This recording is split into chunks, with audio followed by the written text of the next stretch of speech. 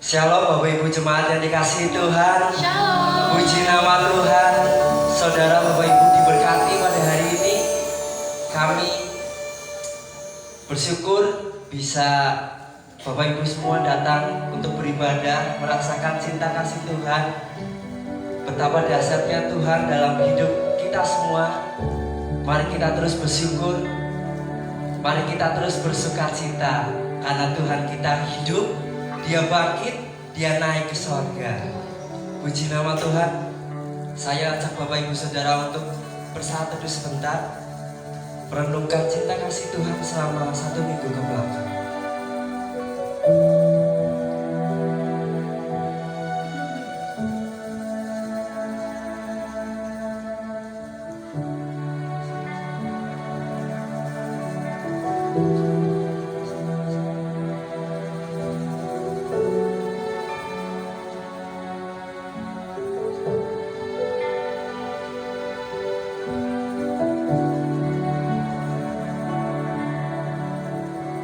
Tuhan, kami minta Roh Kudus hadir di tempat ini Bapa. Membuka hati kami Bapa, melawan setiap jiwa kami Tuhan.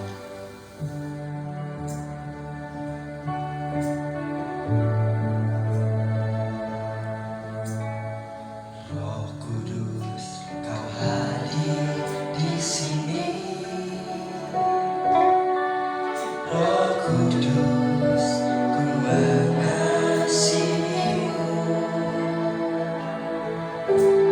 Kau lembut, kau manis, kaulah penghiburku, penolongku, diutus Bapakku. Ku buka hati, ku buka hati untuk Roh-Mu Tuhan.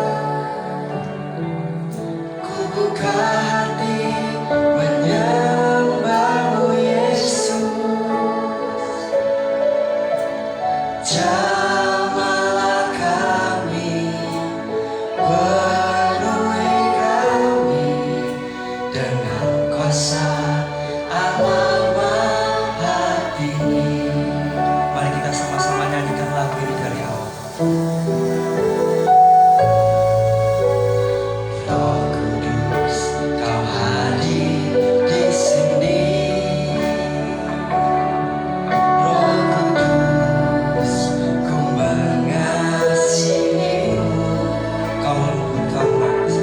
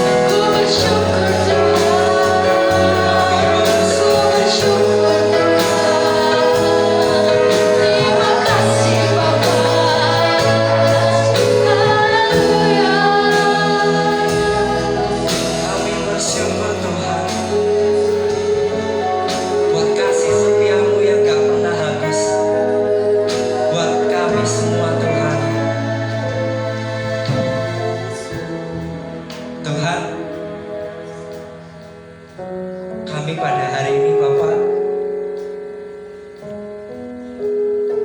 mau berdiam di sini Tuhan, menikmati hadirat-Mu Tuhan. Kiranya Engkau yang melawat setiap hati kami dengan urapan Roh Kudus, dengan minyak yang baru Tuhan. Engkau mengurapi kepala kami masing-masing Tuhan. Bapak, kami tidak dapat apa-apa tanpa-Mu. Kami perlu Engkau setiap hari. Kami butuh Engkau Tuhan dalam setiap kehidupan kami Tuhan. Kiranya Engkau selalu berserta kami Bapak, memelihara kami Tuhan. Terima kasih Tuhan atas penyertaan-Mu Bapak. Kami mau beribadah, kiranya Engkau memberkati kami dari awal, pertengahan hingga akhirnya nanti Tuhan. Kami mau bersorak-sorai, kami mau memuji Tuhan, kami mau mendengarkan firman-Mu dan melakukannya Tuhan. Terima kasih Bapa, terima kasih Tuhan Yesus, terima kasih Roh Kudus yang siap memuji nama Tuhan. Mari sama-sama katakan amin. Haleluya. Shalom. Kita percaya bahwa sukacita Tuhan melimpah atas kita. Mari kita bersorak-sorai bagi Tuhan karena Roh Kudus tercurah di tempat ini. Amin.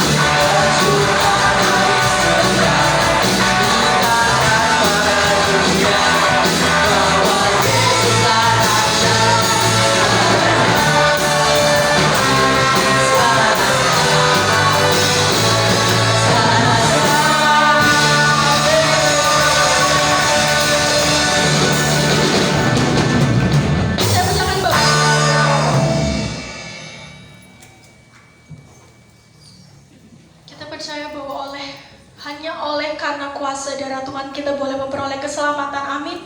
Amin. Mari kita memuji Tuhan.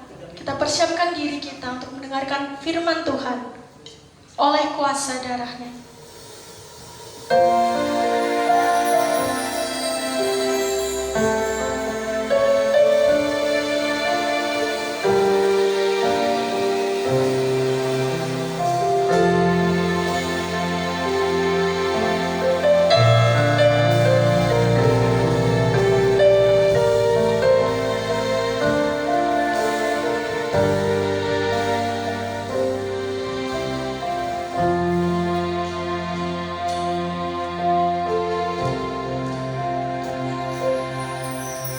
Saat ku masuk ke hadiratmu, bawa persembahan ke tempat kudusmu. Pujian ku naikkan, sembahku berikan bagimu Allah yang mulia. Kau layakkan Kau layakkanku menghampirimu, melihat tahta kemuliaan-Mu Tuhan. pujian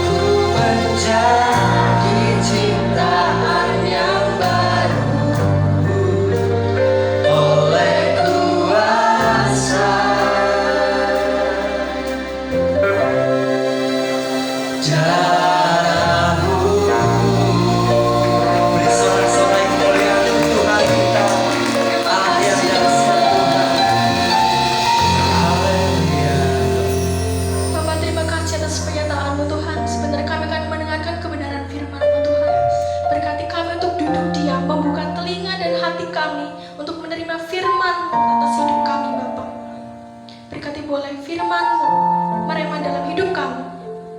Kami siap untuk mendengarkan kebenaran firman-Mu Tuhan. Dalam nama Tuhan Yesus Kristus, kami percaya dan kami berdoa. Amin. Amin. Puji nama Tuhan. Bapak Ibu Saudara dipersilakan duduk kembali.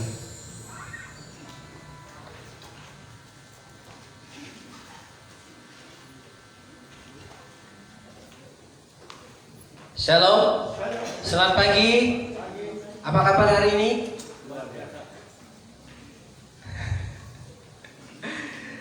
Haleluya, haleluya.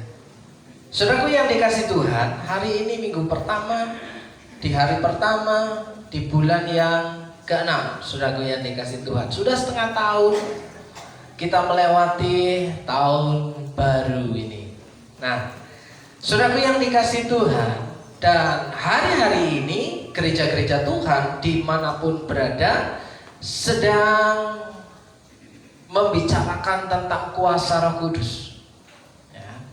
Kalau ada doa 10 hari, itu maknanya bukan menantikan pencurahan, tapi mengaktifkan Roh Kudus yang ada dalam diri kita masing-masing.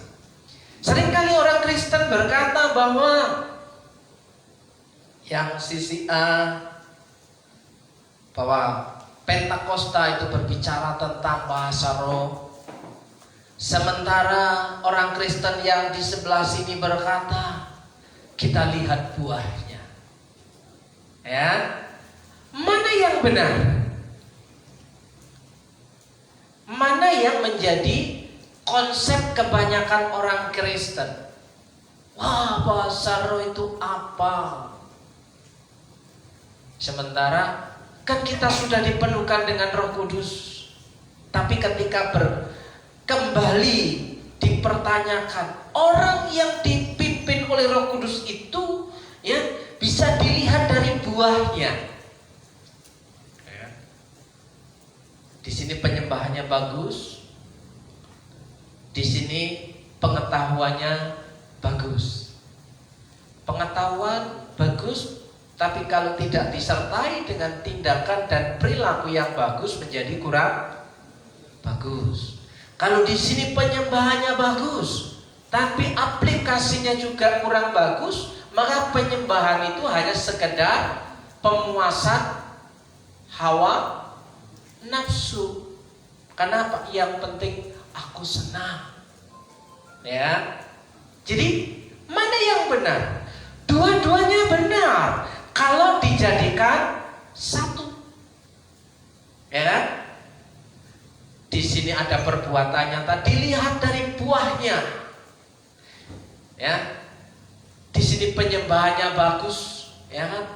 Kalau dikompar dengan buahnya, maka orang Kristen itu benar-benar dipimpin oleh Roh Kudus. Saudaraku yang dikasih Tuhan. Jadi jangan bangga menjadi orang Kristen, aku sudah dipenuhkan dengan Roh Kudus, tapi gak ada tindakan apa-apa. Dan hari ini saudaraku, di mana orang menantikan kuasa, padahal kuasa itu sudah ada dalam diri kehidupan setiap orang yang percaya, di mana orang yang percaya itu diperlengkapi untuk menjadi seorang utusan, saudaraku.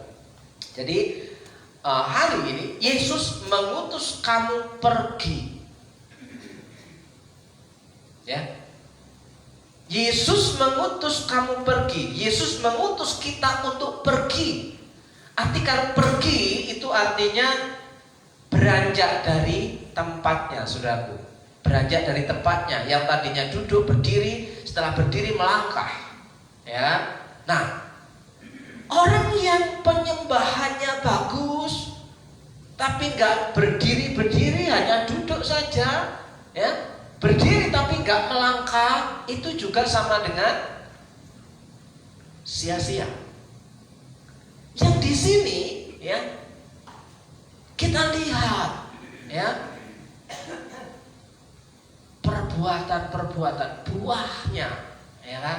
Buahnya itu buah yang manis atau buah yang asam, saudara yang dikasih Tuhan.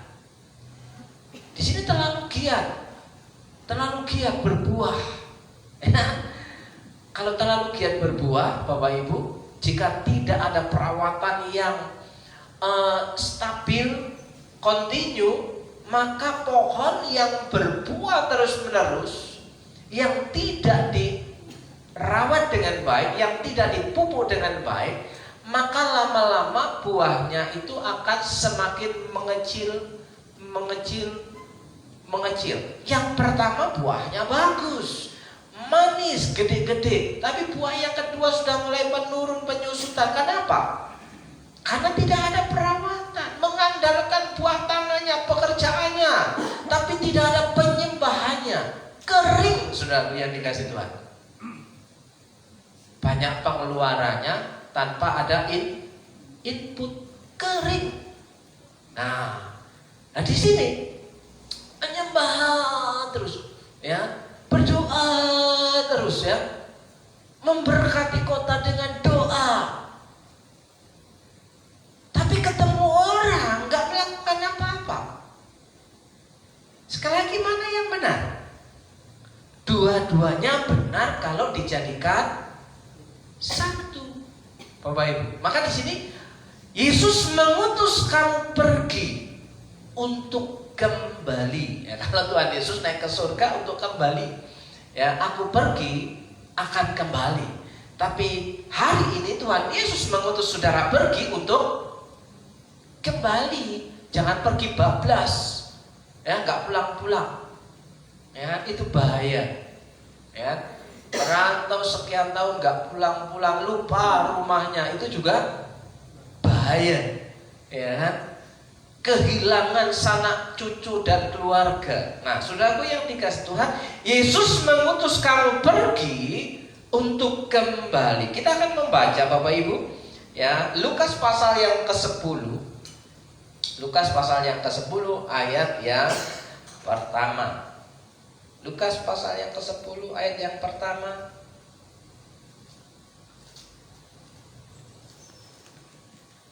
Di situ Alkitab, Lembaga Alkitab Indonesia memberikan judul Yesus mengutus 70 murid, ya. Yang tadinya Tuhan Yesus memanggil 12 murid. Di sini Tuhan Yesus kemudian menambahkan kapasitas supaya yang 12 itu mencari teman, menjadi 70 murid. Itu diutus dua-dua, tidak sendirian, dua-dua. Nah, setelah itu Bapak Ibu, ceritanya setelah mereka pergi dua-dua, mereka akan kembali kepada Tuhan Yesus untuk melaporkan kerjanya. Jadi ada laporan pertanggungjawaban. Apa Pak? LPJ, laporan pertanggungan jawab.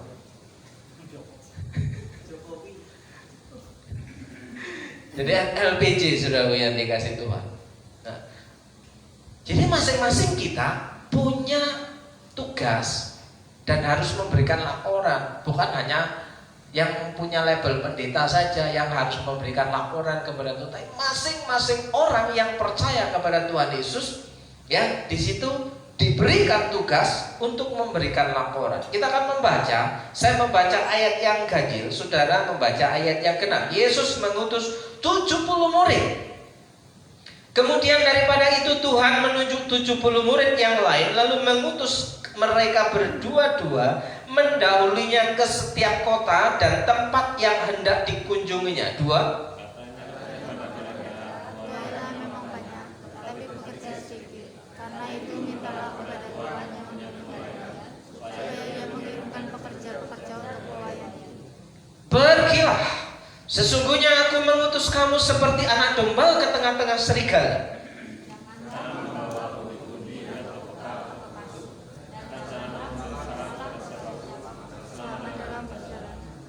Kalau kamu memasuki suatu rumah, katakanlah lebih dahulu, damai sejahtera bagi rumah ini. Dan jikalau di situ ada orang yang layak menerima damai sejahtera, maka salah rumah itu akan tinggal atasnya. Tapi jika Jika tidak, salamku itu kembali kepadamu.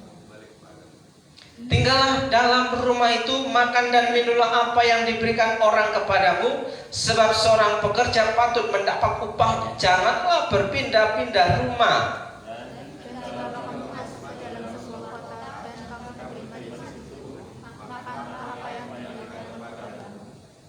Dan sembuhkanlah orang-orang sakit yang ada di situ, dan katakanlah kepada mereka, kerajaan Allah sudah dekat padamu. Dan jikalau kamu masuk ke dalam sebuah kota dan kamu diterima di situ, Juga debu kotamu yang melekat pada kaki kami kebaskan di depanmu. Tetapi ketahuilah ini, kerajaan Allah sudah dekat. aku berkata kepadamu, pada hari itu Sodom akan menjadikan kamu pribadi dan kota. Shalom. Artinya apa Bapak Ibu? Salam yang tidak berbalas akan kembali kepada saya. Ada ayatnya toh. Jadi kalau diberikan salam, nah, bukankah ini salam yang dipakai oleh saudara kita, bahwa salam yang diberikan jika tidak dibalas, maka salam itu akan kembali kepada yang memberikan salam. Ini sudah ada lebih dahulu, Bapak Ibu yang dikasih Tuhan. Jadi shalom, damai sejahtera bagimu, jika tidak diterima akan kembali kepada yang mengucapkannya. Salam itu berkat. Ya, Bapak Ibu cari di versi terjemahan Alkitab yang lain, bahwa ketika di situ diperkatakan ayat yang keberapa?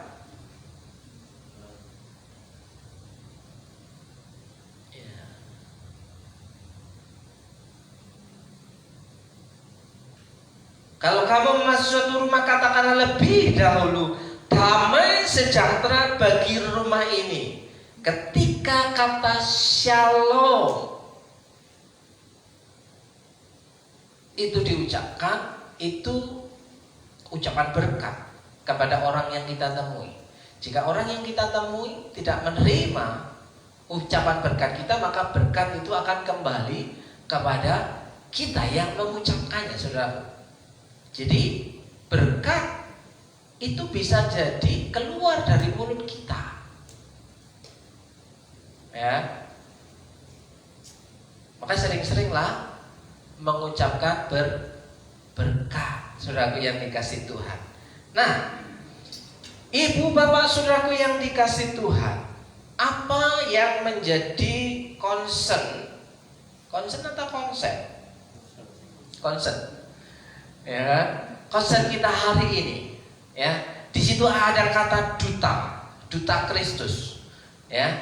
Seorang duta, ya, besar yang dikirim oleh kepala negara ke negara-negara tetangga, diutus untuk mewakili, merepresentasikan, ya, negara kita kepada dunia. Maka duta ini, ya, duta itu ambasador, duta itu utusan, ya. Duta itu seseorang yang sedang mewakili negara yang mengutusnya, saudara. Nah, duta ini tidak memikirkan di mana ia harus tinggal, apakah dia bisa makan atau tidak, ya kan? Apakah dia punya kendaraan atau tidak. Yang jelas, seorang duta besar, ya, dia akan pergi, ya, meninggalkan tempat tinggalnya kepada, ya, tujuan yang sudah ditetapkan. Ada tujuan yang sudah ditetapkan, ya, yang tidak perlu memusingkan kebutuhan hidupnya. Itu duta besar, Bapak Ibu. Nah, hari ini kita berbicara tentang duta Kristus. Siapakah duta Kristus? Siapakah utusan Kristus itu? Apakah hanya rasul-rasul? Apakah hanya nabi-nabi? Apakah hanya hamba Tuhan saja? Duta Kristus adalah setiap orang yang mengaku dalam mulutnya bahwa Yesus adalah Tuhan. Nah, Bapak Ibu, hari-hari ini banyak orang Kristen itu hanya memusikkan soal uang.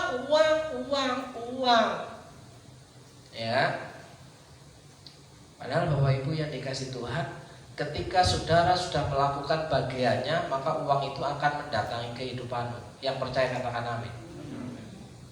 Kenapa? Orang yang mengerjakan bagiannya itu orang yang bekerja, bukan orang yang menganggur. Karena orang yang bekerja patut mendapat upahnya. Jadi saudaraku yang dikasih Tuhan, sebagai duta Kristus harusnya dia tidak memikirkan bagaimana ia harus tinggal, bagaimana ia harus pergi, bagaimana ia harus mencukupi kebutuhannya. Karena ia percaya orang yang mengutusnya, Tuhan yang mengutusnya itu akan memperlengkapi kehidupannya dan kebutuhannya. Yang percaya katakan amin. Bapak Ibu, di sini yang diutus itu tidak boleh membawa apa-apa katanya ya. Janganlah membawa pundi-pundi atau bekal atau kasut, dan janganlah memberi salam kepada siapapun selama dalam perjalanan. Maksudnya jangan membawa pundi dan apapun itu, semua yang dimiliki dijual, dibawa semua. Itu maksudnya Bapak Ibu. Jadi boyongan namanya. Ya, punya sapi dijual, punya rumah dijual, punya aset dijual, terus pergi, ya kan?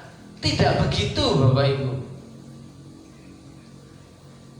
Jadi banyak orang yang kurang memahami prinsip dalam pelayanan ini. Artinya apa? Harta duniawi sudah tidak menjadi fokus, ya. Apa bisa? Kan kalau nggak punya uang khawatir. Kalau pergi kemana-mana kantongnya bolong, dompetnya kempes, khawatir bukan? Saya juga khawatir kok. Kalau nggak punya uang, apalagi istri saya. Kalau yang nggak punya uang, wah doanya kenceng itu. Saudaraku yang dikasih Tuhan, masih manusiawi toh. Tapi kalau khawatir dibiarkan terus-menerus, dia akan melupakan Tuhan yang mengutusnya, saudaraku, ya kan? Nah, hari ini saya ingin mengajak saudara untuk berpikir, jangan nggak pakai pikiran, ya. Karena orang yang nggak mikir, nah itu gampang aja. Yang penting makan, yang penting makan, yang penting makan. Nah, udah makan apa dah? Sempet-sempetnya ngeliat ini ya. Nah, hari-hari ini kita mau belajar, mumpung ya dalam 10 hari ke depan banyak gereja-gereja itu membicarakan tentang Roh Kudus dan kuasanya. Saudaraku yang dikasih Tuhan, dipenuhkan dengan Roh Kudus, ya, menantikan kuasa Roh Kudus. Banyak orang Kristen yang sempit pikirannya, kalau menanti pencurahan Roh Kudus, ya, Roh Kudus dicurahkan itu supaya dapat bahasa roh saja. Sementara yang lebih penting daripada bahasa roh itu banyak. Ada 9 karunia yang diberikan kepada kita, tapi kenapa yang menjadi fokusnya hanya bahasa roh? Ya kan? Sementara yang aku dipenuhkan oleh kuasa rohku, hidupku apa? Memenuhi apa? Wah, sudah mulai error nih Bapak Ibu. Hidupku, salam. Nah itu dia, ya kayak gitu. Orang yang dipenuhkan Roh Kudus itu hidupnya menggenapi firman Tuhan, bukan menggenapi keinginannya sendiri, saudara yang dikasih. Jadi supaya menyenangkan hati Tuhan, bertanya, Tuhan apa yang harus kulakukan? Hari ini ya Tuhan itu mau mengutus saudara, bukan hanya saya, ya, mengutus setiap orang yang percaya kepada Tuhan Yesus, saudaraku yang dikasih Tuhan. Ya, kemana? Nah ini, pergilah sesuai dengan Matius pasal 28 ayat 19. Karena itu pergilah. Banyak yang hafal tuh orang Kristen. Berkatakanlah. Ini karena sering nonton pejabat Bali yang ngomong sana-sana itu. Ya kan? Dalam memberikan konsep pidatonya, ya, memberikan salam aja sudah kewalak-walik, ya kan? Kayak orang Malang kebalik-balik. Ya. Pergilah. Karena itu pergilah. Beritakanlah. Beritakanlah apa yang diberitakan? Halo? Beritakanlah. Apa yang diberitakan? Nah, sudah pergumulan gereja hari-hari ini adalah orang sudah tidak fokus dengan Alkitabnya, tapi orang pada fokus pada konten. Konten yang ada, ya kan? Sehingga lupa kembali kepada back to Bible, kembali kepada Alkitab. Kalau konten yang viral FYP langsung set gitu kan, hafal sudah, karena bolak-balik di scroll, ya, bolak-balik di scroll sudah yang dikasih Tuhan. Nah, Lukas 10 ayat 3, pergilah sesungguhnya aku mengutus kamu seperti anak domba ke tengah-tengah serigala. Jangan diganti ayat ini Bapak Ibu. Jangan menjadi serigala di tengah-tengah domba. Nah, kalau mau jadi anak domba aja, jangan berubah jadi serigala. Nah, kalau serigala bisa menerkam temannya loh. Temannya bisa diterkam. Jadi, aku mengutus kamu seperti anak domba ke tengah-tengah serigala. Maksudnya apa sih? Seperti anak domba, mengutus anak-anak domba ya ke tengah-tengah serigala. Serigala itu binatang buas, Bapak Ibu. Binatang buas yang siap mencapik-capik, menerkam, memangsa. Jadi anak domba ini akan ditaruh di tengah-tengah kumpulan serigala. Nah, kira-kira apa yang terjadi di tengah-tengah serigala domba? Domba itu nggak bisa melawan loh. Mana ada domba yang bisa melawan? Kalau yang melawan itu wedhus, kambing. Tapi kalau domba, ada yang tahu nggak sih domba? Jangan-jangan sama domba sama wedhus.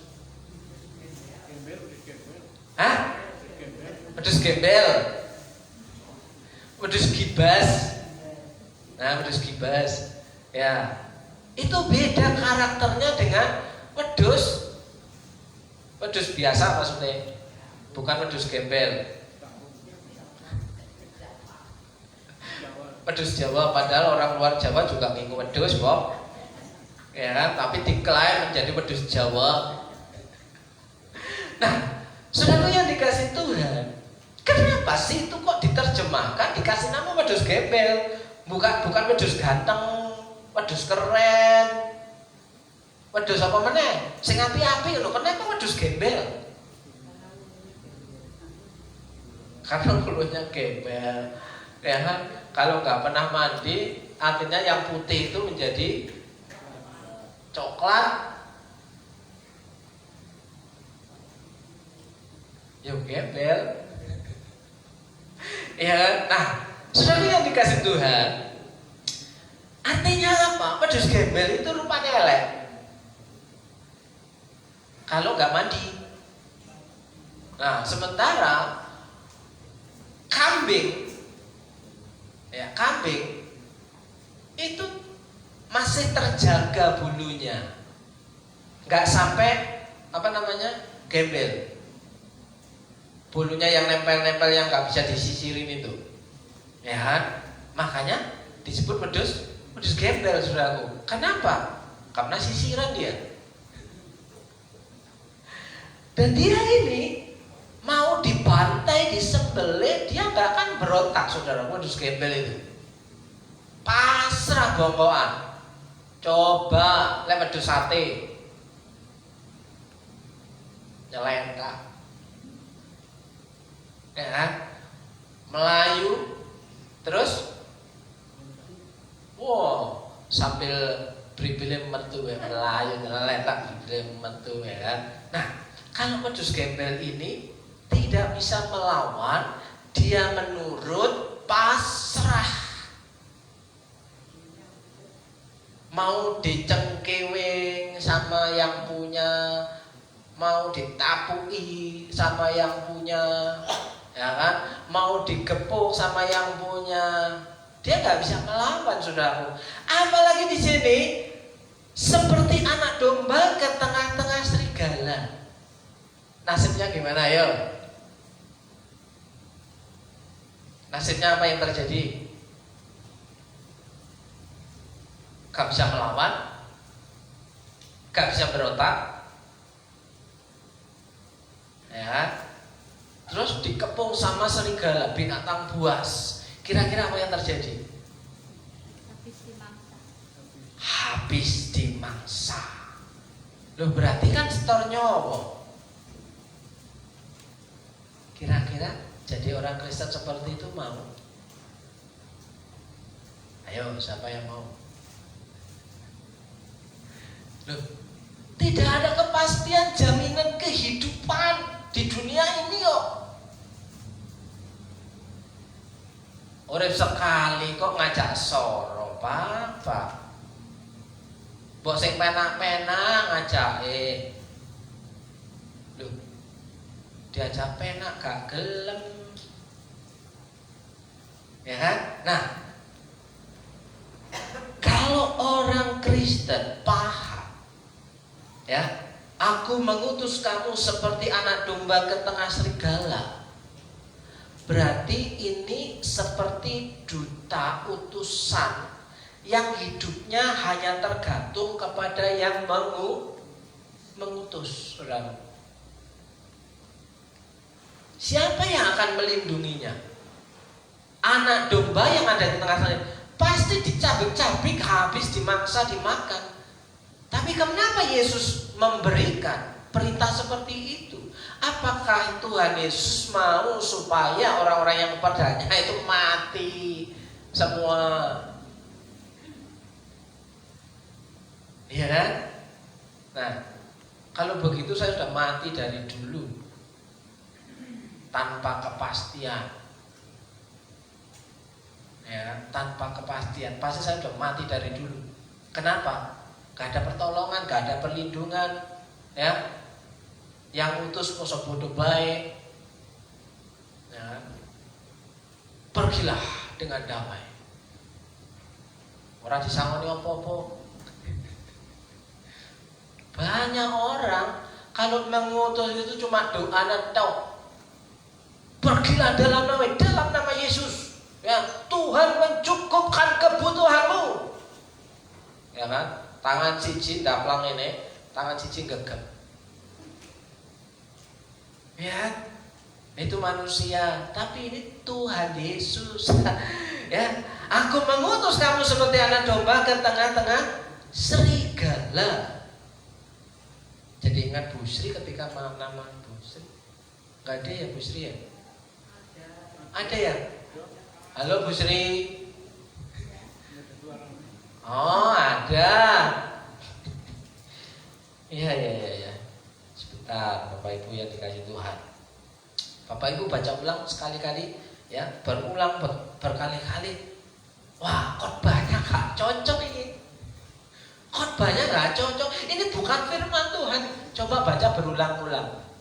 Pastikan ketika saudara pulang ayat ini bawa pulang. Ya kan? Masa sih nggak bisa dimengerti bahasanya? Ya, pergilah sesungguhnya aku mengutus kamu seperti anak domba ke tengah-tengah serigala. Apakah ini bukan perintah Tuhan Yesus sehingga kita menolaknya? Nah, Bapak Ibu renungkan sejenak, barang setengah menit saja, saudara yang dikasih Tuhan. Apakah memang ayat ini berlaku? Bukankah ini ayat hanya untuk pendeta saja? Apakah ayat ini masih berlaku untuk kehidupan orang Kristen zaman sekarang? Orang Kristen, ya, yang penting diberkati, ya, yang penting diberkati. Lah, kok yang penting diberkati kok gak gelem nyedek karo sing memberkati, saudara. Kalau mau diberkati ya nyedek yang memberkati. Nah, kalau sudah nyedek apa? Perek. Kalau sudah perek apa? Salaman. Makasih Tuhan, gitu kan? Coba kita renung-renungkan, apakah hidup kita itu seperti itu? Ucapan terima kasih kita kepada Tuhan itu apa sih? Ya. Ucapan terima kasih kita kepada Tuhan itu apa? Terus ketika Tuhan Yesus berkata, memberikan sebuah perintah yang seperti ini, apakah kita mendengarkannya baik-baik? Renungkanlah, perkatakanlah. Apa? Yosua pasal 1 ayat 8. Nah. Berkatakanlah Taurat Tuhan itu siang dan malam. Coba ini diperkatakan siang dan malam sampai 1 minggu ke depan. Saya percaya Bapak Ibu berubah hidupnya. Gak percaya ya? Baca 1 ayat ini setiap hari, pagi, siang, sore, malam. Selama 1 minggu, hidup saudara pasti berubah.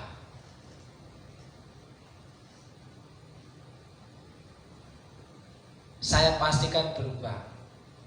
Kecuali wedus. Kalau wedus kan menolak. Kalau domba kan enggak. Nah, saudara yang dikasih Tuhan, mungkin perkataan saya ini nyelekit ya. Mungkin perkataan saya ini pahit, pedas. Tapi ini kebenaran. Bapak Ibu, aku mengutus kamu seperti anak domba ke tengah-tengah serigala, supaya tidak mati. Jangan hanya tulus, tapi cerdik seperti ular, tulus seperti merpati. Ilmu ini yang harus kita pakai supaya tidak mati di tengah-tengah kumpulan serigala. Lah kalau cerdik, lah supaya bisa cerdik ini dari mana ilmunya? Ya yang ngutus dong. Kembali mendekati yang bagaimana caranya Tuhan? Supaya aku tidak mati. Nah, disitulah letak kedekatan kita dengan Tuhan, ya, supaya tidak mati, binasa, ya, di bumi dari surga. Nah, di bumi mati kelaparan, di surga mati gak karu-karuan, gak bisa masuk. Nah, saudaraku yang dikasih Tuhan, baca berulang-ulang kali 1 ayat ini aja selama 1 minggu ke depan. Saya pastikan hidup saudara berubah, ya. Saudara akan bertanya, maksudnya apa ya? Maksudnya apa ya? Kok Tuhan mengutus aku? Bukankah Tuhan sudah mengutus Pak Nono? Duh, kok aku toh? Ya, sudah mengutus Bu Vivi, Mbak Vivi misalnya. Kan cukup aja dia yang dikorbankan kayak Tuhan Yesus. Ya. Nah, Saudara yang dikasih Tuhan, kalau diutus ke tengah-tengah serigala, ada ayat yang mengatakan demikian. Kamu adalah garam dunia. Saudara itu garam. Tadi wedhus gembel yang diutus ke tengah-tengah serigala. Nah, sekarang ini Yesus berkata, kamu adalah garam dunia. Nah, terus garam itu sifatnya asin. Nah, saudaraku yang dikasih Tuhan, bagaimana rasa asin kita itu dikecap sama orang lain? Mau nggak mau garam itu harus nyemplung ke tempat orang yang mau mengecapnya, bukan orang itu mendatangi kita. Karena ada jarak di antara kita, maka kitalah yang harus pergi ke tengah-tengah serigala. Saudaraku ya, kamu adalah garam dunia. Garam kok kano asine blas. Ya. Garam lembut. Apa bedanya garam lembut, garam dapur, garam meja dengan garam grosok? Ayo.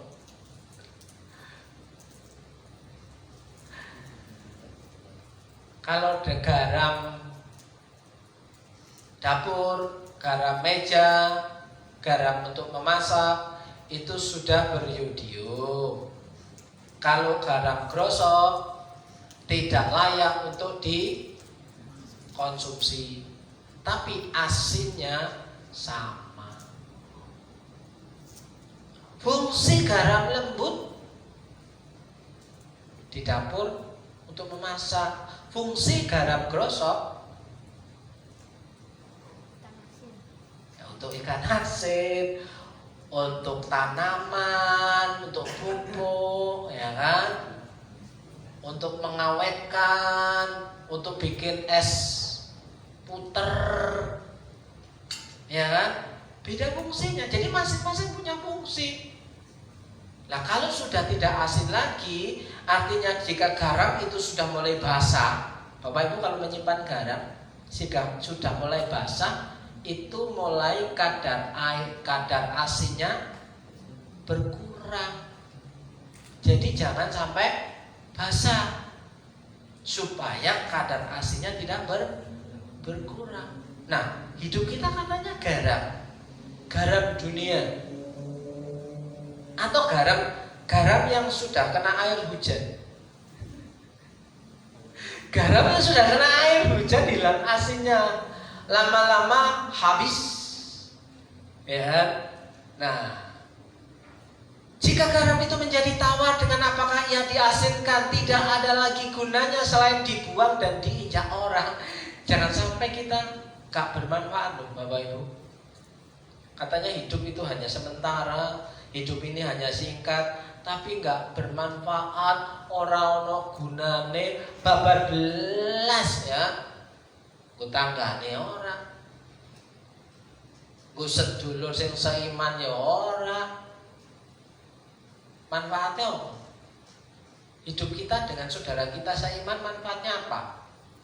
Apakah kita bermanfaat untuk saudaraku? Apa sedulurku tok?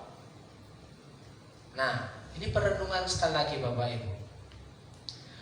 Sementara Tuhan Yesus berkata lagi seperti ini. Garam memang baik, tetapi jika garam menjadi hambar, dengan apakah kamu mengasinkannya? Hendaklah kamu selalu mempunyai garam dalam dirimu dan selalu hidup berdamai. Garam dunia itu perdamaian gitu kan. Sebenarnya tuh berdamai itu berat. Berat loh. Kenapa? Kalau berdamai itu kan mengalah. Aku harus mengalah. Berat. Walaupun aku terluka, aku harus bisa memaafkan. Berat. Aku sudah disakiti, aku tetap mau mendoakannya. Berat.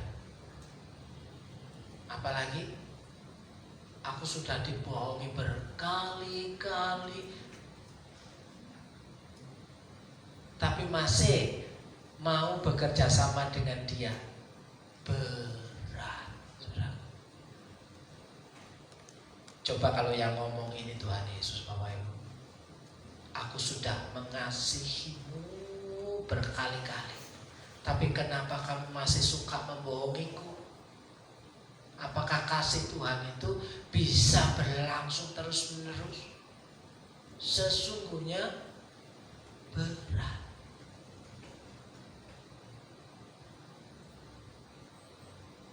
Mengasihi yang tidak terbalas, bertepuk sebelah tangan, saudaraku, berat. Tetap mengasihi. Makanya lagunya Si, yang tahu band Si Bandung, Si Band, ada yang tahu? Gak ada yang tahu ya? Itu loh, cewek cepak itu loh. Hah? Nanti yang ini PR ya Is ya. Kenapa saya singgung lagunya Si Band? Ya, kalau sudah tak cinta, lebih baik cabut cinta itu dari pikiranku Tuhan. Kenapa? Mencintai orang yang sudah pergi mencintai orang lain, gimana rasanya? Gimana His? Masih mencintai orang yang sudah pergi mencintai orang lain? Berat, berat, ya. Makanya kalau belum putus dari masa lalu ini, ya, maka ada banyak orang-orang Kristen yang hidup dengan masa lalunya, lupa bahwa hari ini adalah masa depan yang baru, ya kan? Ada yang masih ingat lagunya? Kayaknya Hizkia sudah pernah saya putarkan ini ya.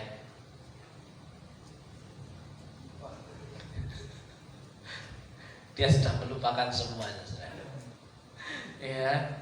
Kalau ingat saya kasih foto-fotonya, ya kan, videonya waktu makan bersama, ya, ada saksi bisu di sana, ya kan, antar jemput seperti Gojek, gak dibayar, belikan bakso, belikan mie ayam, apalagi waktu di depan pom bensin Opis. CCTV saya itu ada di mana? Termasuk hal-hal kecil ketika kamu jajan di mana, saya paham. Ya kan, nyebrang dari pom bensin kan, wah di situ ya depan Cak Koling itu ngapain ya, nah, gitu kan? Sengaja hari ini tablo kodo isinya. Ya, kalau Nanda lagi keluar ya sama yang lain di video call gak mau, gak diangkat-angkat, takut ketahuan nanti sama Pak De. Enggak kok, gak salah. Mau saya sebutkan satu persatu kasusnya, saya bisa Bapak Ibu. Ya, nah, saudara yang dikasih Tuhan, ya, hidup berdamai yang seorang dengan yang lain itu berat rasanya, tapi ini yang menjadi hidup kita menjadi diberkati. Karena orang yang melepaskan pengampunan, jika kamu tidak mau mengampuni orang lain, maka Bapamu yang di surga tidak akan mengampuni hidupmu. Berarti kalau sudah mengampuni, Bapa mengampuni kita, hidup kita menjadi biji mata Allah. Kalau sudah menjadi biji mata Allah, apanya? Ketika kita diutus ke tengah-tengah serigala, biji mata Allah, ya, pandangan Tuhan itu selalu tertuju dalam kehidupan kita. Gak mungkin kita dibiarkan tergeletak, dicapik-capik itu nggak mungkin, saudaraku. Asal mau, percaya saja sama yang utus, saudaraku, yang dikasih Tuhan. Nah, sementara perkataan yang lain mengatakan demikian, kamu adalah terang dunia.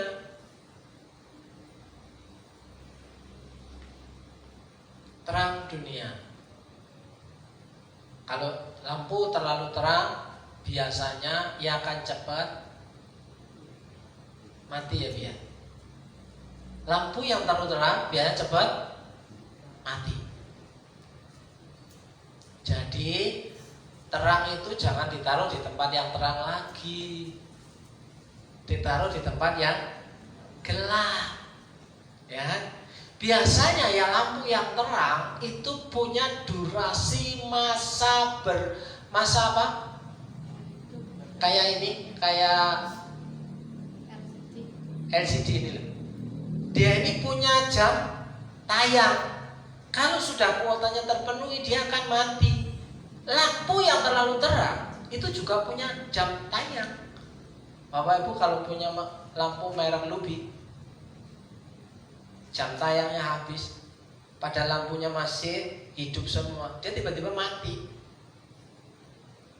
Kalau lampu yang murahan, ya paling mati satu-satu, ya Bu ya. Yang jualan lampu itu dong, ya kan? Kalau Lubi habis masa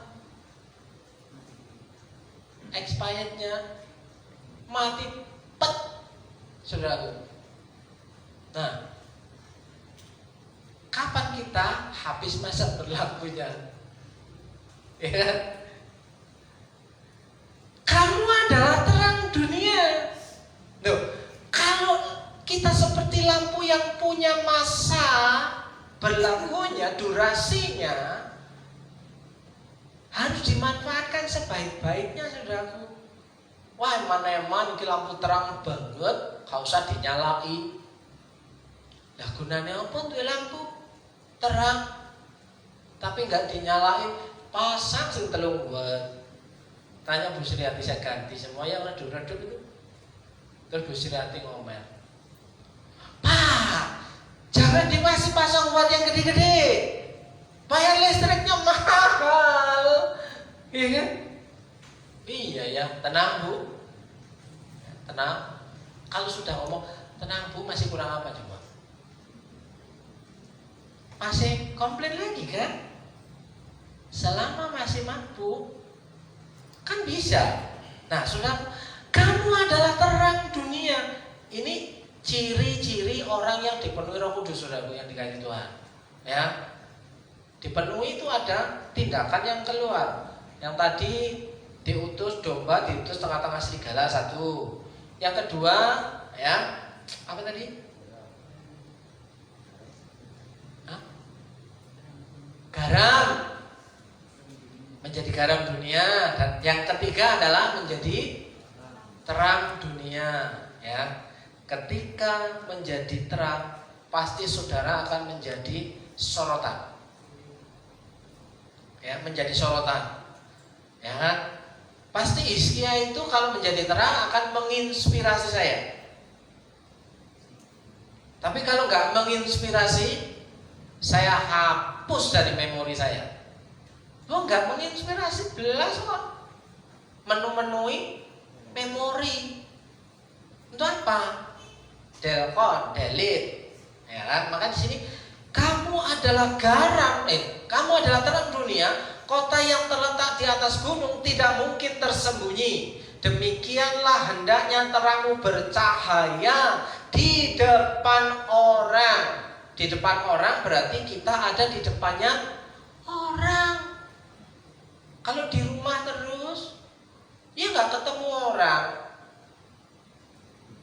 Ya, Bapak Ibu, potongan saya sudah saya setting menjadi anak pang ini. Kalau saya kasih pomade sudah berdiri. Kenapa sih? Kok kakean pola? Kenapa sih kok kakean pola?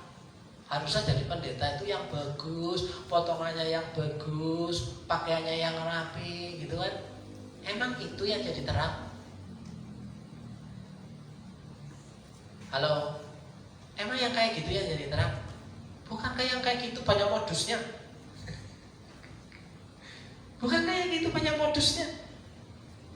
Ya, shalom, Tuhan Yesus memberkati. Maunya yang seperti itu. Ya, mau diutus ke tengah-tengah serigala. Wah, serigala lagi lapar namanya. Shalom, begitu. Coba pikirkan Bapak Ibu. Wah, coba pikirkan dengan logika ini. Bapak Ibu nonton ya sebuah channel YouTube. Coba pikirkan dengan logika. Bagaimana caranya supaya kacamata ini bisa berdiri? Coba pikirkan dengan logika. Ada yang bisa? Nah, itu cara mikirnya Bapak Ibu yang dikasih. Bagaimana mungkin kita bisa ada di tengah-tengah serigala? Shalom. Nggak kayak gitu kali. Ya. Gimana caranya bisa mendekati mereka? Pergilah. Kita pergi kepada mereka. Wah, bisa dipalak kita. Wih, duitnya oke mesti. Duitnya oke ya. Ya. Bisa-bisa parkir aja kena 10.000. Kalau modelnya kayak gini, gitu tok. Loh, gak percaya. Ya. Nah, Bapak Ibu, supaya mereka melihat perbuatanmu yang baik dan memuliakan Bapamu yang di surga. Apakah hidup kita memuliakan Bapa di surga dengan berpakaian rapi? Bukan berarti kita harus berpakaian acak-acakan. Ya rapi di mana tempatnya toh. Masa nanti saya nongkrong sama Pak Jo di depan bakso Samiase, saya pakai jas, pakai dasi. Wah, Pak Jo ya sungkan loh ya. Saya pakai celana pendek, kaosan ya kan, topian, nongkrong sama Pak Jo pantes. Kalau saya kayak gini, nongkrong sama Pak Jo, ngancani Pak Jo misalnya jaga di Samiase, malah Pak Jo suka. Udah lah Pak, pulang aja lah Pak. Lihat, nah itu terang yang bercahaya, ya perbuatanmu yang baik supaya memuliakan orang ini akan melihat, oh ternyata kita kacau beda ya. Gitu Bapak Ibu yang dikasih Tuhan. Ya. Kesimpulannya Bapak Ibu yang dikasih Tuhan. Kesimpulannya, jika kita terhubung dengan Roh Kudus, maka kita akan menjadi pribadi yang berbeda. Sekali lagi, jika kita terhubung dengan Roh Kudus, maka kita akan menjadi pribadi yang berbeda. Yohanes, murid yang paling dikasih Tuhan, yang dikenal sebagai murid kasih ya. Coba perhatikan surat-surat Yohanes membahas soal kasih toh. Karena begitu besar kasih Allah akan dunia ini, Yohanes 3 ayat 16. Surat 1 Yohanes berbicara tentang kasih. Tadinya apa? Yohanes itu pemarah loh Ibu. Tapi ketika terhubung dengan Roh Kudus, hidupnya berubah menjadi pribadi yang berbeda dari sebelumnya. Bapak Ibu,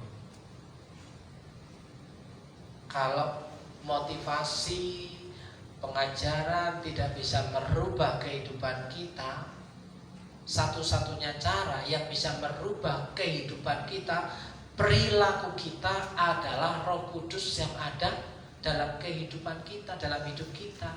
Ya, dari buahnya lah kita akan melihat apakah hidupnya dipenuhkan oleh Roh Kudus atau tidak. Ya, Roh Kudus memimpin kepada kebenaran, bukan membuat orang menjadi tidak benar. Roh Kudus memimpin kita menjadi anak domba yang diutus di tengah-tengah serigala, bukan menjadi serigala di tengah-tengah anak-anak domba. Jangan dibolak-balik Bapak Ibu. Berbahagialah orang yang memberi daripada menerima. Jangan dibalik. Berbahagialah orang yang menerima daripada yang jangan dibalik-balik, Bapak Ibu. Pergilah. Enggak, aku beri ngutus kamu. Ini aku Tuhan, utuslah dia. Ya kan? Seringkali kita berdoa orang lain yang suruh diutus. Biar kamu aja lah. Biar kamu aja lah, aku kan udah tua.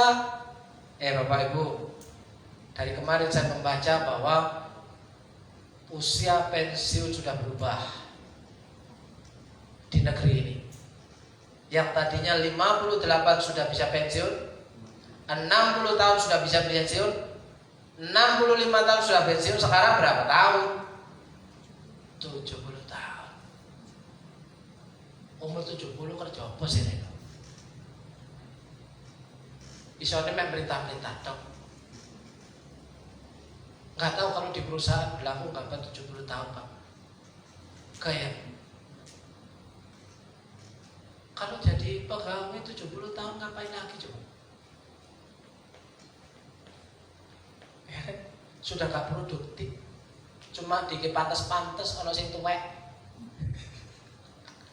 Iya. Nah, orang yang dipenuhi Roh Kudus tidak pernah pensiun dalam melayani Tuhan. Oh, aku wis tuwa, ganti bae lah sing nom-nom. Mau ngomong kayak gitu kan kita? Saya layak. Aku sudah 10 tahun lebih melayani, gantilah. Biar yang lain aja. Ya kan? Melayani Tuhan kan ada masa pensiunnya, expired. Ya kan? Nah, saudaraku, apa yang kita bisa kerjakan hari ini dengan kondisi kita hari ini? Ya, berdoa masih berdoa kah? Ya masih berdoa kah? Ya, aku cuma bisa ndonga Pak. Ya masih berdoa kah? Masih doakan apa pendetamu? Lah wong nesoni pendetane orang ndongane pendetane kepriwe to? Ya mau angkel kot baik pedes-pedes piye Tuhan, saya berdoa tuh panono supaya khotbah ora pedes-pedes ngono enggak? Saya kira nggak akan mungkin berdoa tuh saya. Ya, ben iso tak cepet. Ya, jika kita terhubung dengan Roh Kudus, ya, maka kita akan menjadi pribadi yang berbeda. Pak Victor, silakan. Orang rela menerima Yesus sebagai juru selamat. Saudara percaya Yesus sebagai juru selamat? Amin. Saudara percaya bahwa Yesus itu adalah Tuhan? Lebih enak mana? Mengakui Yesus sebagai juru selamat atau mengakui Yesus sebagai Tuhan? Halo?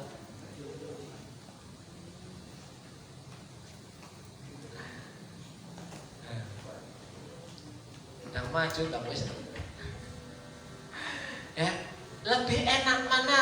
Mengakui Yesus sebagai juru selamat atau mengakui Yesus sebagai Tuhan? Coba pikir dengan logika. Enak mana kau? Enak juru selamat toh?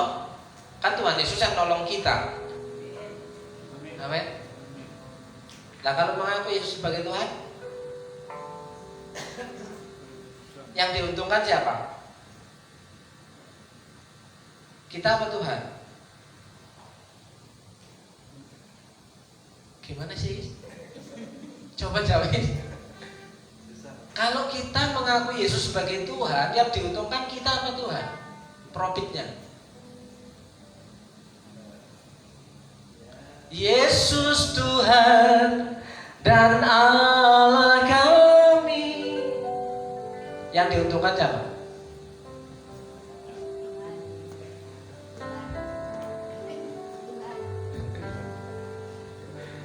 Ternyata hati-hati loh dengan mulut kita itu, saudaraku. Kita ngomong Yesus itu Tuhan, tapi kita nggak taat sama Tuhan loh, nggak mengasihi Tuhan. Terkutuklah orang yang tidak mau mengasihi Tuhan. Loh, kok kok kutukan meneh. Apa ada ayatnya? Ada nggak? Ada Bapak Ibu. Pasti Bapak Ibu yang ingat, terkutuklah orang yang tergantung di kayu salib, karena harus menanggung hukuman dosa Tuhan Yesus. Tapi orang yang tidak mau mengasihi Tuhan Yesus itu, yang sudah berkorban, dia lebih terkutuk. Gak ada pengorbanan Tuhan Yesus yang kedua kali. Kalau mau tahu ayatnya nanti DM saja ya. Ya. Orang rela menerima Yesus sebagai juru selamat karena diuntungkan. Kita yang diselamatkan, kita yang diuntungkan. Akan tetapi sulit menerima Yesus sebagai Tuhan karena orang harus taat ketika menerima perintah dan aturannya. Hari ini Yesus berkata, aku mengutus kamu pergi ke tengah-tengah serigala. Kamu adalah garam dunia. Kamu adalah terang dunia. Maukah kita menjadi orang yang taat? Masih berkata, Yesus Tuhan. Saya beri waktu Bapak Ibu untuk merenungkan hal ini sejenak. Kita semua di hadapan Tuhan itu tidak ada yang lebih besar, tidak ada yang lebih kecil. Semua anggota tubuh Kristus punya harkat dan martabat yang sama di hadapan Tuhan. Yang berbeda itu cuma fungsinya. Kita berfungsi sebagai apa hari ini? Berfungsi sebagai domba kah, atau berfungsi sebagai serigala kah? Domba diutus ke tengah-tengah serigala. Serigala akan memangsa domba itu. Ingat pengorbanan Tuhan Yesus. Tuhan Yesus sudah berkorban untuk kita. Terus apa yang mau kita kerjakan dalam hidup ini?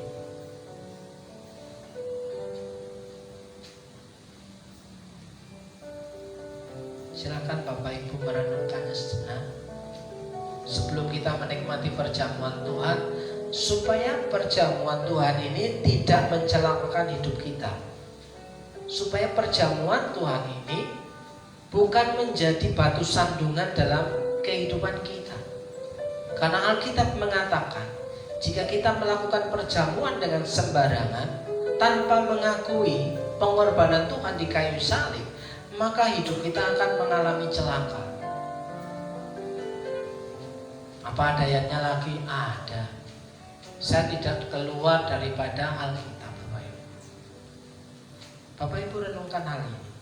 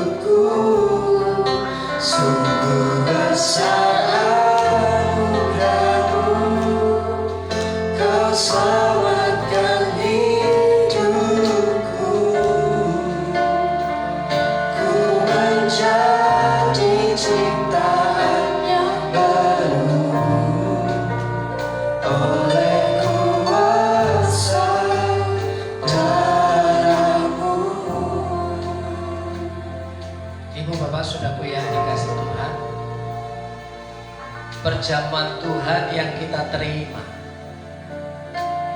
jika kita menerima dengan hati yang jujur, akan menjadi berkat dalam kehidupan kita.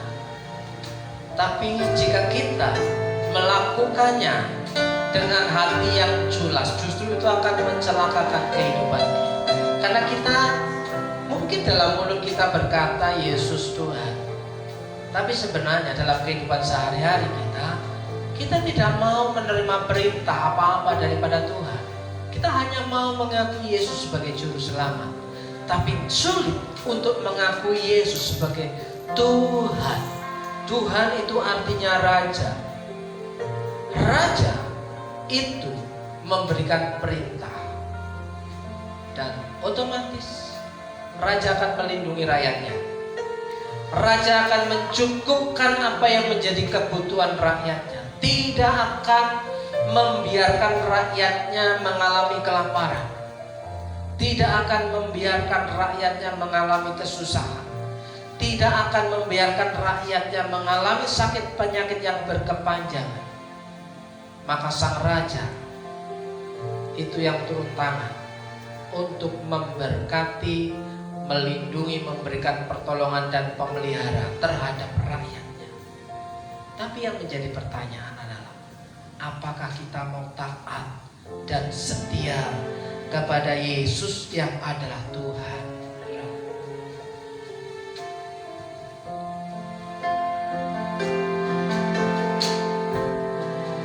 Oleh kuasa darah-Mu, Kau telah tebus dosaku.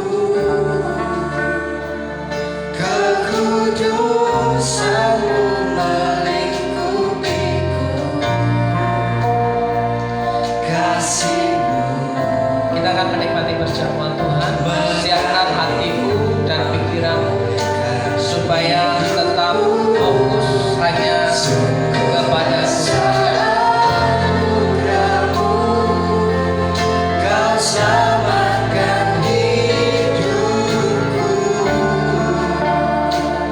Ku menjadi ciptaan yang baru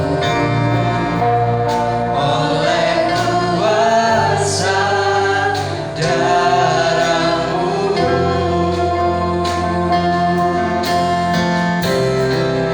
Oleh kuasa darah-Mu, Kau telah tebus dosaku.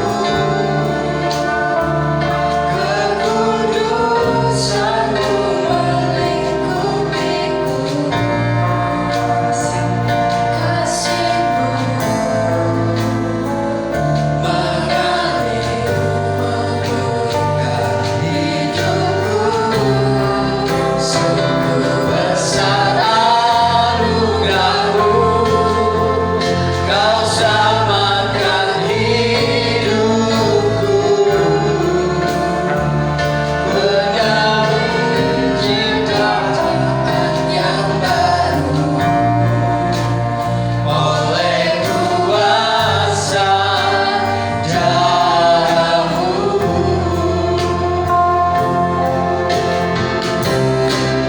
Oleh kuasa darah-Mu, Bapak Ibu yang sudah menerima, tebus dosaku.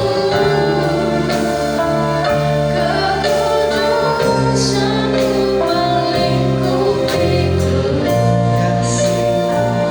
Kasih-Mu mengalir memulihkan hidupku. Sungguh besar anugerah-Mu, Kau selamatkan hidupku. Ku menjadi ciptaan yang baru oleh kuasa darah-Mu.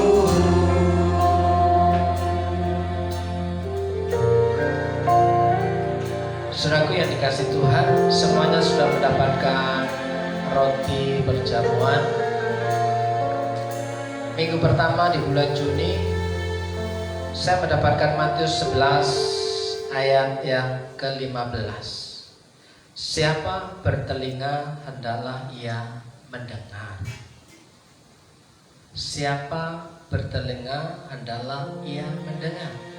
Kalau hari ini firman Tuhan berkata, pergilah, aku mengutus kamu seperti anak domba ke tengah-tengah serigala.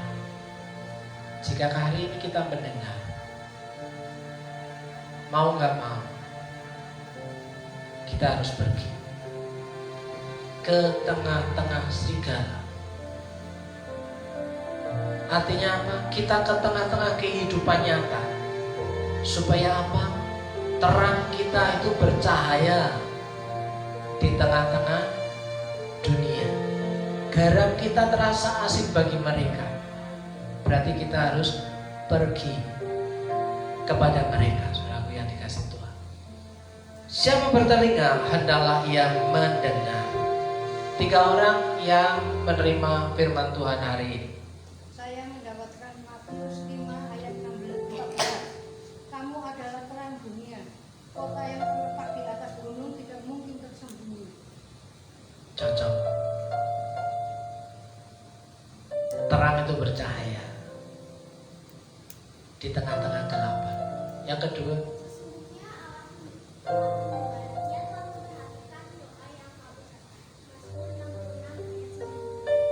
ia memperhatikan doa yang kamu ucapkan. Doamu hari ini apa?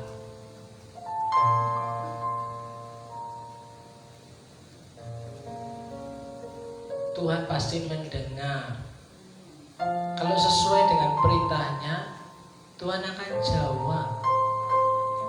Berdoa. Yang ketiga, Pujilah Tuhan hai jiwaku, janganlah lupakan segala kebaikannya. Mazmur 103 ayat 2. pujilah Tuhan hai jiwaku, jangan lupakan akan kebaikannya. Ku takkan pernah lupa akan kebaikan Tuhan.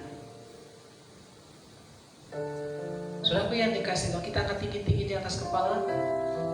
Biarlah firman Tuhan yang sudah kita terima masing-masing hari ini, biarlah hidup saudara menggenapi firman yang saudara dengar.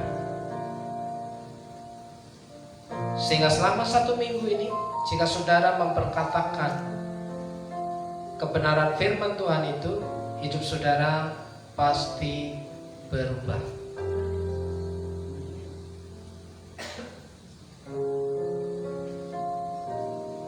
Firman Tuhan berkata, sebab apa yang telah kuteruskan kepadamu telah kuterima dari Tuhan, yaitu bahwa Tuhan Yesus pada malam waktu ia diserahkan mengambil roti, dan sesudah itu ia mengucap syukur atasnya. Ia memecah-mecahkannya dan berkata, inilah tubuhku yang diserahkan bagi kamu. Perbuatlah ini menjadi peringatan akan aku.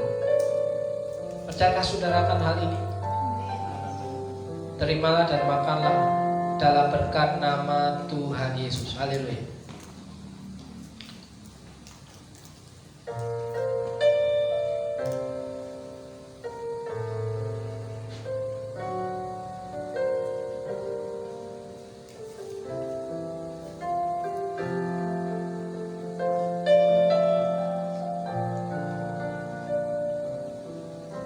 Kita yang sudah menerima anggur perjamuan, kita akan tinggi-tinggi di atas kepala sambil mengakui bahwa Yesus yang disalibkan, darahnya sudah tercurah di bukit Golgota. Ia menyucikan, ia menebus, menghapuskan dosa-dosa kita yang percaya kepada Dia. Jika hari ini kita mengaku bahwa Yesus adalah Tuhan, dalam nama Tuhan Yesus. Demikian juga ia mengambil cawan sesudah makan lalu berkata, cawan adalah perjanjian baru yang dimateraikan oleh darahku. Perbuatlah ini setiap kali kamu meminumnya menjadi peringatan akan aku. Sebab setiap kali kamu makan roti ini dan minum cawan ini, kamu memberitakan kematian Tuhan sampai ia datang. Percayakah kau akan hal ini? Terimalah dan minumlah dalam nama Tuhan Yesus. Haleluya. Yang sakit Tuhan jamah dan sembuhkan.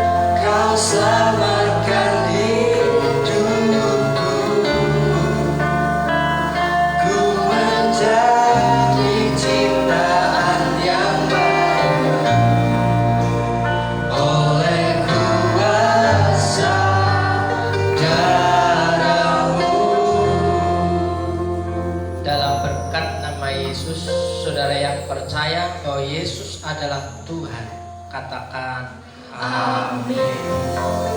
Puji Tuhan Bapak Ibu, kita sudah diberkati oleh berkat firman dan berkat perjamuan. Sebentar akan memberikan yang terbaik dari masing-masing kita. Untuk petugas, saya undang untuk ke depan. Mari kita berdoa.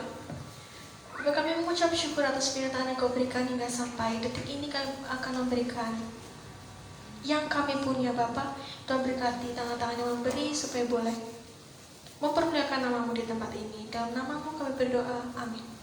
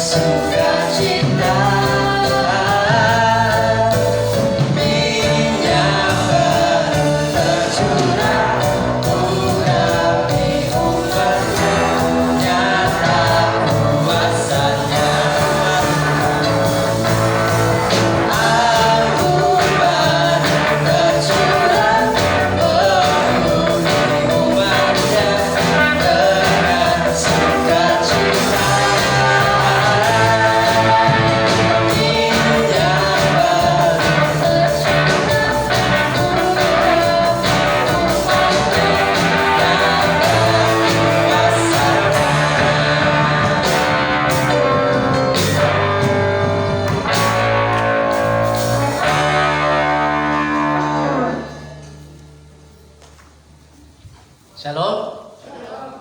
Selamat siang. Selamat pagi, nanti salah lagi. Puji Tuhan, Bapak Ibu yang dikasih Tuhan. Bapak Ibu sudah mendapatkan sepucuk surat cinta dari Bu Ika? Puji Tuhan. Kalau saudara masih dicintai. Hey. Ada yang berulang tahun sepanjang minggu ini? Gak ada? Oke, saya menjemput Bapak Ibu yang dikasih Tuhan untuk pagi berdiri. Kita akan mengakhiri ibadah kita.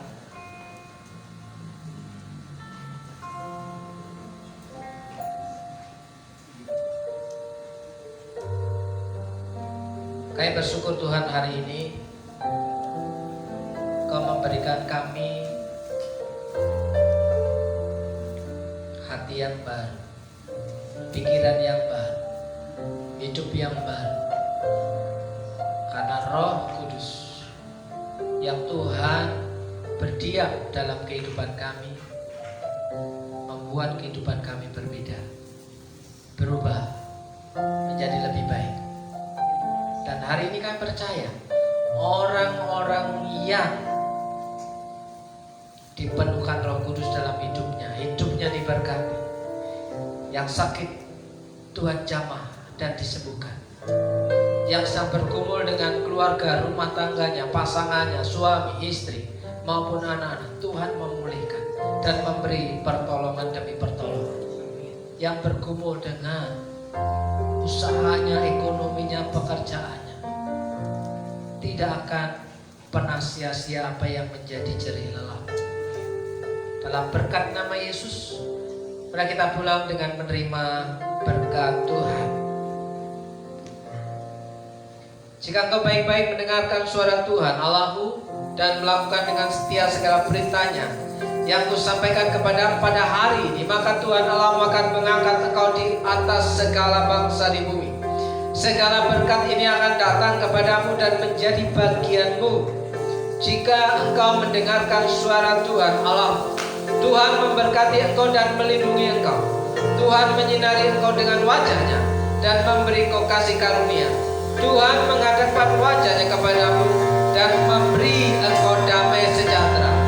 Dalam berkat nama Yesus diberkati hidupmu, keluargamu, rumah tanggamu, pasanganmu, siapapun yang bersama tinggal dengan engkau, Tuhan memberkatinya. berkat yang baru setiap hari, setiap pagi diperintahkan mendalam kehidupanmu, bahkan berkat yang tidak lazim sanggup memuaskan kehidupan. Dalam nama Yesus, saya percaya bahwa Yesus adalah Tuhan dan Juru Selamat. Katakan